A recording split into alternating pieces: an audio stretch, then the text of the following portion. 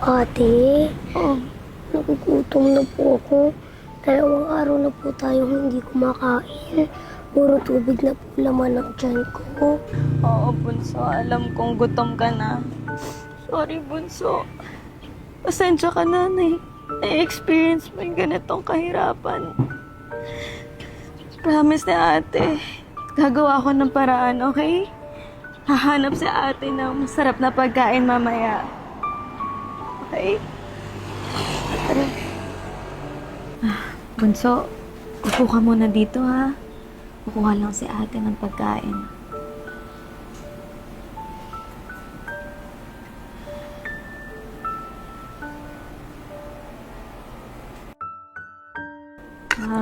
Kuya, pwede po ba makahingi ng pagkain ninyo? Para lang po sa kapatid ko, kasi gutom na po siya. Kahit ano pong papautos niyo sa akin, gagawin ko po. Basta mabigyan ko lang po ng pagkain yung kapatid ko. Hindi. Mas ka dito. Wala akong pakialam sa'yo. Kumakain ako. Parang bastos-bastos mo. Kumakain ng tao eh. Baby, ready ka na ba sa birthday party ng classmate mo? Yes, Mami. Need pala po natin magbuy ng gift para kay Crystal. Let's go, Mami. Okay, baby. Tatapusin lang ni Mami yung mga gawain niya, ha?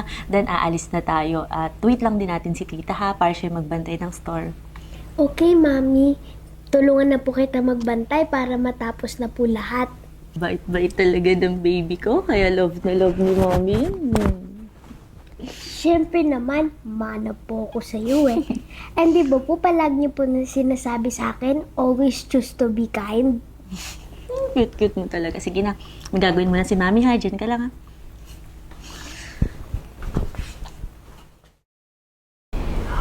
Wow, ate. Ang laki naman ng bahay nila. Tsaka, ang daming pagkain.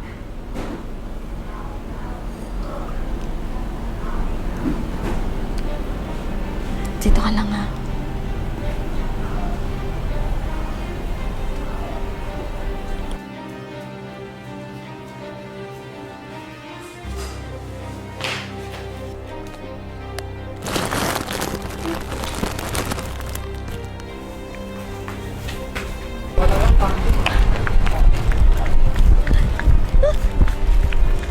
Excuse me. I saw what you did. My mom told me stealing is bad. Ha? Anong sinasabi mo? Wala kaming ginagawa, ah. I saw it.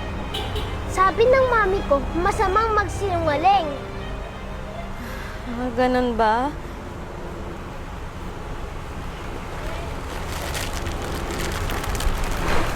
Ito na. Pasensya. Sige, Bunso. Sa iba na lang tayo kumuha ng pagkain. Wait lang po. Miss, wait. Bago kayo umalis. Please, huwag niyo po sana akong kulong. Hindi ko po yan uulitin ulit, ma'am. Huwag niyo po ipakulong si ate ko. Ako na lang po ipakulong niyo. Tsaka may dahilan naman po kasi po bakit ginawa niya po yun eh. 2 araw na po kasi kami hindi kumakain. Huwag kang mag-alala. Hindi ko kayo ipapakulong. Ano na lang mangyayari sa inyo kung ipapakulong ko kayo, di ba? Totoo po, ma'am. Hindi po kayo galit. Hindi ako galit. Nakita ko sa CCTV kung ano nangyari. At naiintindihan kita. Alam kong nagawa mo lang yun dahil sa kapatid ko. Pero tandaan mo, masama ang magnakaw, ah. Opo, ma'am. Hindi ko na po ulitin ulit. Eto mga pagkain, oh. Baka makatulong sa inyo. Salamat po, ma'am. Maraming salamat po. Gusto nyo, halika muna kayo sa bahay para makakain din kayo at baka matulungan ko pa kayo, mabigyan ko kayo ng trabaho. Talaga po ba, ma'am? Tara! Bunso, magkakatrabaho na ulit si ate. Hindi ka na magugutom. Ano, tara tayo sa bahay. Sige po, ma'am. Maraming salamat po.